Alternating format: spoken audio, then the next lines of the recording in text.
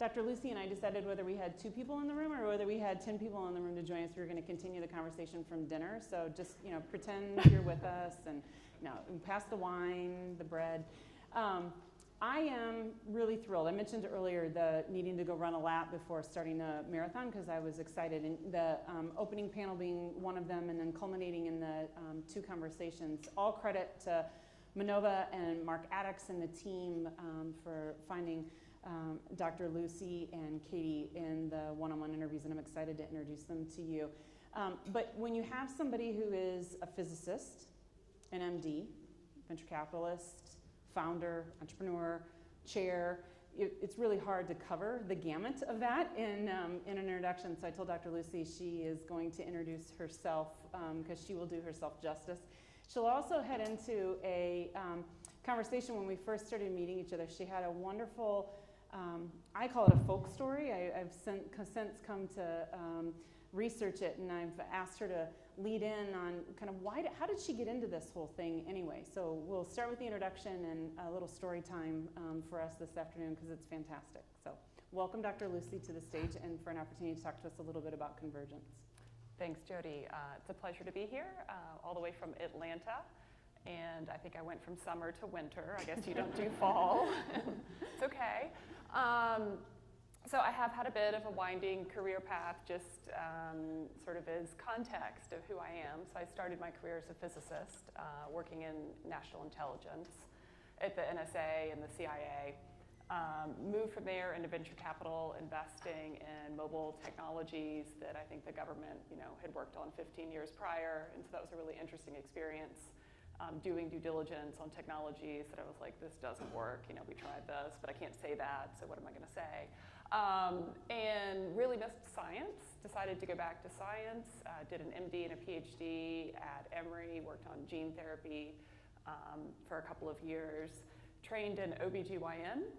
At UPMC, and at that point sort of hit my breaking point of frustration with our healthcare system and left and went back to venture capital for a little bit to invest in other people's great ideas and realized that part of the challenge was all of these technologies being created by outsiders. And so that sort of leads to my folk story for the afternoon story time. I was telling Jodi the story of the carrot, the egg, and the coffee bean. So you have a pot of boiling water, and if you put a carrot in, it just becomes limp and soggy. So you don't want to be the carrot. You put an egg in the boiling water, and it turns into something totally different and doesn't remain true to itself as a raw egg. You put the coffee bean in the pot of boiling water, and it changes the water. And I actually heard this story from a amazing first-time politician who was using it to sort of explain her being and why she was going into politics as a businesswoman. And I realized that it was really the story of my career. I wasn't necessarily interested in national security or defense. It was a place where I thought I could change the system from the inside with my skills. And that's how I feel about being a healthcare entrepreneur is, I can bring to bear my knowledge and experience of technology, but also sort of that unique firsthand experience of being a physician and help change it from the inside out. So that's how I got here. And I mean, that for me was kind of the epitome, again, the accidental conversation of let's pick somebody who comes at this conversation of convergence and the idea of changing it from the inside out. So let's talk about that. We've had a number of conversations around the tech-enabled aspect of that. So you're practicing, you get frustrated, you have your moment, the catalyst that is in all right, damn it, I'm going to be a force for changing this. Tell us about that. Yeah, and it's been interesting across the day. Every session this morning brought up sort of this elephant in the room of we have a healthcare system. Right? This isn't Silicon Valley, start from scratch, create a new business model. Like we have this enormous healthcare system and we have to deal with it, and there's been a lot of friction in that in my approach, especially starting a tech company, raising money. There are a lot of incentives to, what's the quick win? Go around the system. If the system's broken, ignore it, throw it away, start over. And I just don't believe you can do that in healthcare, right? And I fundamentally believe healthcare is a tech-enabled service. So healthcare is the service, and we in tech are bringing the tech to make it work better. We don't need to go create a parallel tech-enabled service because our current healthcare system is broken. In part because it just adds cost. I mean, that's all of our goal here that we have to keep in mind. It's a better experience, better outcomes, and lower cost. If you add a service on top of the broken service, you're not taking any cost out of the system.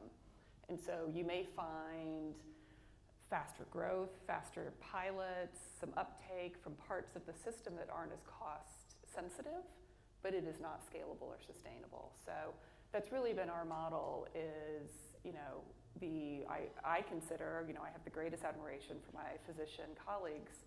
That patient-doctor relationship I consider, sacred. It's going to survive this. It's what makes healthcare so unique and so impactful. We just have to help both sides of that equation be more successful, both the patient and the healthcare provider. And they deserve better technology. They deserve to be able to leverage data to drive personalized precision management. That's why physicians went into this, and nurses and pharmacists. And so I think looking at it as how do we enable those folks? There was mention earlier of sort of taking cost out by not having the most expensive people doing all the work. I'm a big believer in that, of top of license. So how do we get MAs, nurses, pharmacists, everybody practicing at top of license, and get doctors not doing the stuff that somebody else can do? You started Rimidi around what time period? 2012. Right. So, starting to come at one of the peaks of tech coming in. We can all talk about, health vaults. There was a variety of interesting, Google had come in and then wrote their op-ed about why they've come back in now on Alphabet and in numbers. And I'm not, again, we needed and we invited in 2009 a number of folks to come in under the High Tech Act. And we got what we asked for, but we also got a lot of physicians who became frustrated. So Rimidi specifically solves for what, and then has morphed as well. So talk to us a little bit about Rimidi as a business. Yeah, so we are a software business that is really solving for driving personalized management of cardiometabolic diseases. That has morphed. I started it as a diabetes-focused company for a really specific reason. Not that I cared deeply clinically about diabetes. In fact, I sort of hated it in my training because it was so amorphous, right? Because when you're coming up as a medical student or a resident, nobody could tell you how to manage diabetes. There was no data-driven, evidence-driven approach. It was sort of like, oh, you can do one of many things, and it probably won't work for all these reasons. So coming with that lens, training in the South where diabetes is hugely prevalent. You can still see the natural progression of disease in the ER in Atlanta every day. And then comparing that to the business side that as a physician I had no exposure to until I sort of stepped back into venture capital and learned that $1 billion of NIH funding a year goes to diabetes research and 18% of people meet treatment goals. So you take that out of healthcare context, go to any other industry and say, we'll fund this at $1 billion a year and you'll be successful 18% of the time, right? Like everybody involved would lose their job, the company would go out of business. And I just got hooked on that problem of like, how can we do so poorly? We couldn't do worse if we tried, probably. And why is it? And starting to dig into that. And part of it, there was a really lovely article written in The Atlantic right at the beginning of the quantified self movement, Fitbits, all of that. And it was a word of warning, and it said, this is not the first time we've tried quantified self. Look at diabetes. We've been doing glucose testing at home for decades. What difference has it made to outcomes? None. Why? Because that data is stuck on a device. The individual with the device isn't trained how to use that data. The data isn't shared to their doctor, right? We're not doing the analytics to make it actionable in the right moment. And so that problem really hooked me. If there's this huge financial incentive, there are patient outcome incentives, and there's all this data available. Yeah. Well, and so the move from diabetes and then into broader disease states. So we dropped the Rimidi Diabetes, right? And a recent, fairly significant round of strategic funding. So, coming off of our last panel where we were talking about some of the enablements, the ability to stay through a tech hype, to see it through to an application of a business model, and your ability to disrupt from the inside out. talk about the partnership, talk about the last round of financing and the dropping of the diabetes from the name to be a broader platform. So I think, you, as an entrepreneur, you're constantly squeezed of, tell me what your unique value proposition is. And we realized ours was really around clinical workflow enablement, enabling the primary care layer to have the data and the tools to practice like a specialist. Because given the numbers of, chronic diseases and where those patients need to be cared for, it has to happen in primary care. But we have this problem of, traditionally new therapy is approved, new clinical study shows benefit, and the Institute of Medicine study from several years ago showed it's 17 years till that becomes mainstay of practice. So 17 years of patients not getting the treatment they needed. And that was really what we were trying to address, is how do we get people on the right therapy and how do we help them stick to that therapy? And we started that in diabetes, but one thing we learned with our recent funding, and Eli Lilly was the strategic who came in and invested, is they were really interested in that ability in the clinical workflow at the point of care or in a virtualized care setting to identify the best therapy for a patient. And not in the traditional therapy sense of like, what's the right insulin for this patient, but in this new digital therapeutics. So as all of the pharmaceutical companies are being squeezed to contract towards outcomes, not around commodities like drugs, and they're having to wrap services and technology around their medications, get your head around that. How does a primary care doctor prescribe an app for, disease state X and know that the patient sitting in front of me right now is going to both benefit from that app, not the 35 other apps for diabetes that are out there, right? So we had this moment on our side of fear of like, this is a train wreck. All this funding is going into all these new apps and technologies, and it's not going to benefit anyone because it's never going to get to market to the right patient. Right. They, Eli Lilly, realized we can do the regulated app drug combo piece really well. We know how to do that. We don't know how to get into clinical workflows in front of clinicians, but this company's doing that piece. So what if we married those two things together? So we first had a partnership, and they made an investment in the company this summer, and it's really expanded our look at not just diabetes, but all diseases that are trying to impact cardio endpoints, right? Cardiovascular endpoints. So diabetes, heart disease, fatty liver disease is my new passion in life. If you want to learn about livers, come talk to me. She even brought up foie gras at dinner last night. I was like, well, that's better than the fecal transplant during lunch last night. So, yeah, I can spoil a good meal talking about what you're doing to your liver. No, not like lunch. Yeah, lunch took it to a whole nother level. Yeah. So you also, one of the big pieces is this physician-patient alignment. We have taken it to a 7-minute science. We have, through the advances of EMR, we solved typing through scribes. So you were mission critical on that physician-patient alignment. Talk about some of the outcomes then of what you've seen through the use of Rimidi in bringing back that physician-centric system, bringing back that physician-patient relationship, and bringing back medicine to healthcare rather than technology efficiencies as the sole purpose. Yeah.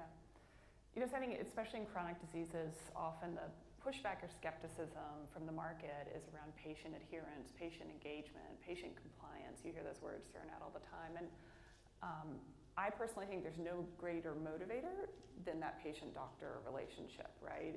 If one person is going to talk to you, the data shows it about quitting smoking or some behavior change, having your physician be that person is really impactful. And so, a lot of technology has been created that patients don't engage with because it operates outside of that existing relationship. So we really look at how do we use the technology to extend that relationship across a continuum of care. You shouldn't have to be in the office to have the support and advice of your physician, and have seen interesting impacts of that, not only improved outcomes, better control of blood glucose, no readmissions around heart failure, which is one of the programs we offer now, but also this patient perception of, I think I'm seeing my doctor or my nurse more often, and they're actually not. But because they feel this constant connectivity and oversight, it changes their satisfaction with the care they're receiving, and it changes their willingness to engage in some of the behavior changes that are so key to.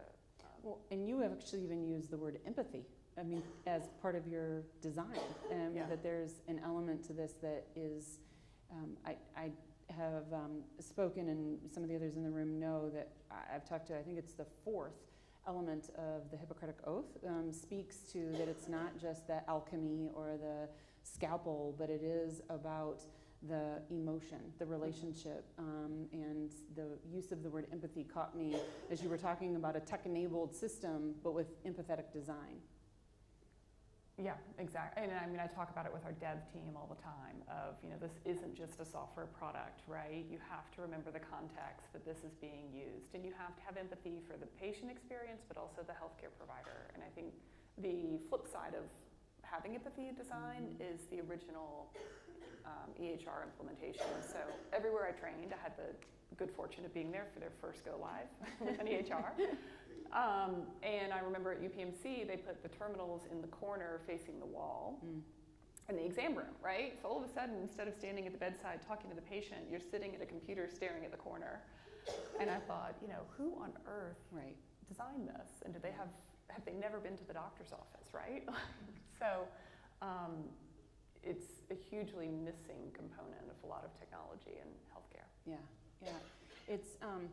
It is interesting to hear you speak to also a little bit of the innovator's dilemma of the physician adoption, and we had a panel of 3 physicians yesterday really talk about the implication to workflow and the desire of on the one hand, we can't take any more workflow changes. You need to either integrate to the clinical workflow, or if you're asking us to sign on top, or if you're asking us to embed within, how are you seeing Rimidi? How does Rimidi connect into the system, and how does it actually work between the physician and the patient? Yeah, I mean, and it comes back to the empathy, right? That physician wants to go home and have dinner with your family every day.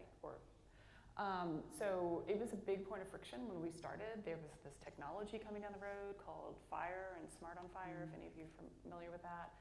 And we were talking about it, and it was one of those sort of startup moments of holding your breath a little bit, of we've got to solve for this interoperability problem, and we alone can't solve for it, right?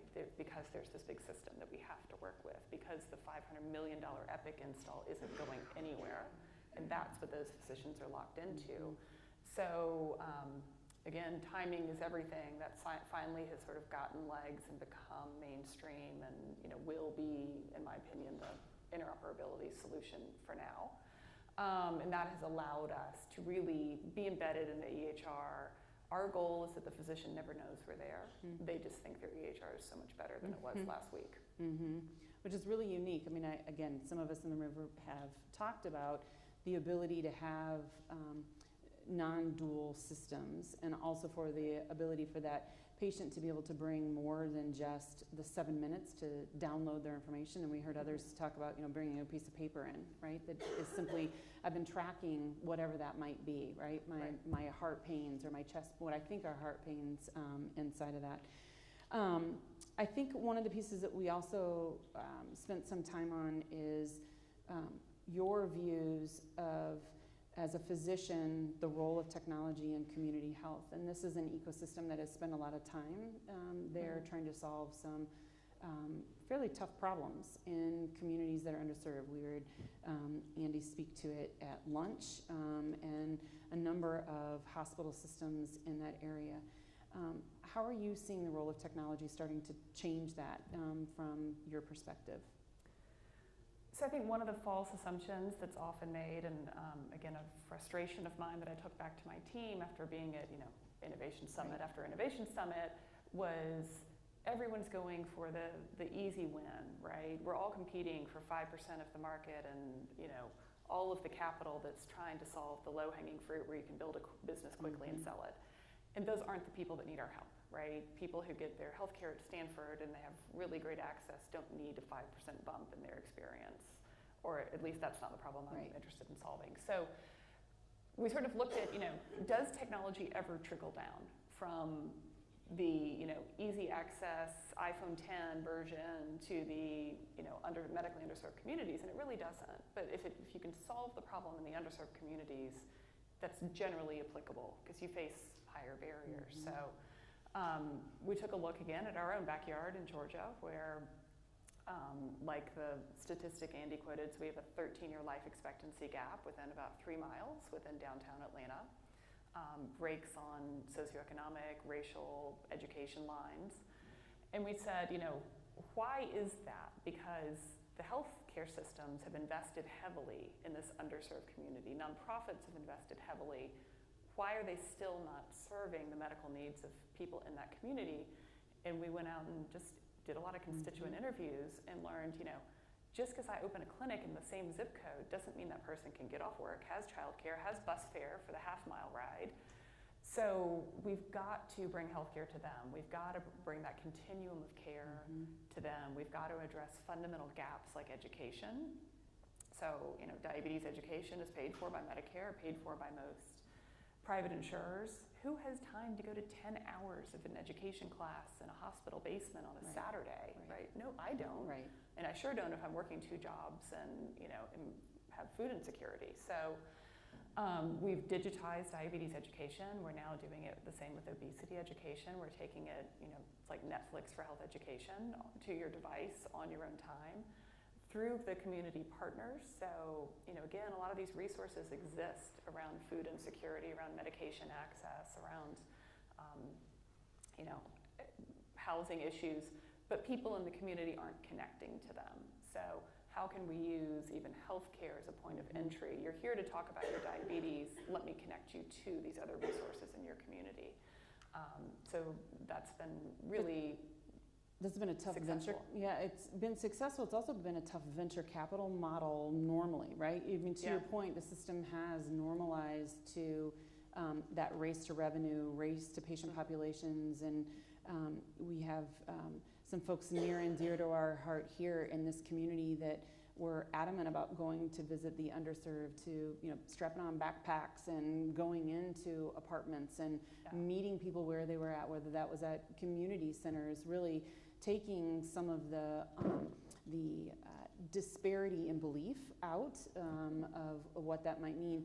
And that was a hard venture capital model to come out with. So talk a little bit about also your view of, again, back to that physicist, venture capitalist, physician, entrepreneur, bringing, you're uniquely positioned to be able to bring some arguments to this case. So how did you get Baxter Venture Capital, others to look at that and say, no, that is actually a, 1, revenue-making model, and 2, one that is worthy of your dollars to go into? How'd you push them?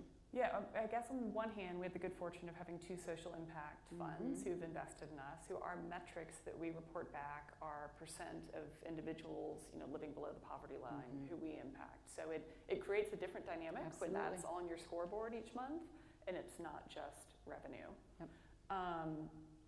2, coming at it from so in Atlanta, we went through a crisis with our safety net healthcare system called Grady, where it almost shut down a few years ago, and the business community had to step in with about $200 million to save it. And while memories are short and people are starting to forget, that was sort of fresh. Of like, remember that crisis, that if the entire safety net system fails, it's just going to break the rest of the system, right? All of those people who receive care there aren't going to go away. Right. They're going to show up at all of our other health systems. And so we were able to engage some of the business community around that of, you can invest $200 million to sort of as a stopgap, or you can invest upstream in access to care and health education, and a dollar spent there goes a lot further than the dollars covering the ER costs. So it was an unusual move for a tech startup, I think, to make that commitment, but very much so. My team was supportive, our investors were supportive, and I just sort of told them I didn't care that we were going to do it, and then we would figure out how to make the financials work. And I think another good argument is to address these needs in medically underserved communities, it has to be sustainable and it has to be scalable. And there was talk on the previous panel about pilots and the eternal pilot that doesn't have sustainability at the end of it. Well, I think that's what happens in medically underserved communities. We were in a YMCA talking with their director, and he said, look, even my kids, when I launch a new program, say, how long's the grant? How long do we get the free lunch or the free after school thing? Is it a 1-year grant? They know these young children. So these communities are very savvy, and they want sustainability as well. Yeah, we in our manufacturing days, implementing change, we used to talk about people come to behave consistent with the underlying assumption in order to make their world stable. And it's amazing, even down to children, right? That they would know to ask that question, and that kind of ecosystem is one.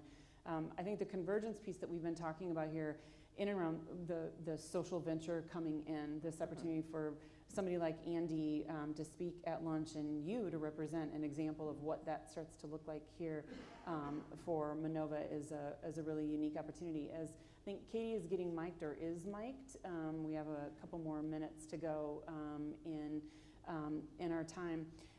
Where does Rimidi go? What's possible for Rimidi?